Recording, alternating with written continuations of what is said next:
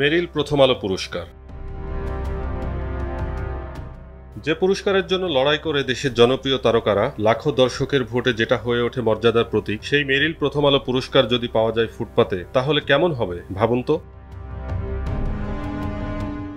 হ্যাঁ, অবাক হলেও সত্যি, এখন ফুটপাতেই পাওয়া যাচ্ছে মেরিল প্রথম আলো পুরস্কার, যেটি একসময় কারো ক্যারিয়ারের শ্রেষ্ঠ অর্জন ছিল। সেই অর্জন এখন টাকার বিনিময়ে কেনা সম্ভব হচ্ছে। মেরিল প্রথম আলো আছে, এরপরে আপনার চলচ্চিত্র পুরস্কার ওটা ছিল, ওটা বিক্রি হয়ে গেছে। গুলিস্তানের মৌলানা ভাসানী স্টেডিয়ামের 2 নম্বর গেট ঘেঁষা ফুটপাত। এখানে মোহাম্মদ ফিরোজ হোসেনের পুরাতন মালপত্রের দোকান। ক্যাসেট প্লেয়ার, শোপিস, ক্রিস্টাল আইটেমের মাঝে হঠাৎ চোখে পড়ে ঝকঝকে একটি পুরস্কার, যার ডিজাইন, বডি ও ফিনিশিং দেখে বোঝা যাচ্ছে এটি মেরিল প্রথম আলো পুরস্কার। ঠিক আছে, এখন এটাই আছে, আর এখন অ্যাওয়ার্ড নাই, কিন্তু বিভিন্ন ধরনের পুরাতন জিনিস আছে। পুরস্কারের গায়ে কারো নাম নেই, তবে সোনালী বডি আর দাঁড় করানো ঢালু কাঠের বেশ দেখে নিশ্চিত হওয়া যায় এটা কোনো না কোনো বছরের মেরিল প্রথম আলো তারকা পুরস্কার। প্রশ্ন ওঠে, পুরস্কারের মালিক নিজেই কি বিক্রি করেছেন, নাকি এটা কোনোভাবে বাজারে চলে এসেছে? পুরাতন জিনিস তো, এগুলো দেওয়া যায়, অনেকে ফালাইয়া দিছে। ঠিক আছে, এগুলো দেওয়া যায়, আমি যদি কিনা না আনতাম, দেওয়া যায় বাঙালিরা দিয়ে দিলে এটা গালাই লাইতো, এটার কেউ চিহ্ন পাইতো না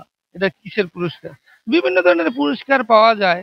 ঠিক আছে, এগুলো বেশিরভাগই পুরাতন জিনিস, ওগুলা ফালাইয়া দেয়, ওইটা আবার আমরা পরিষ্কার করিয়া ওইটা আর কি তৈলা ধরি আর কি, যে দেখুক দর্শক।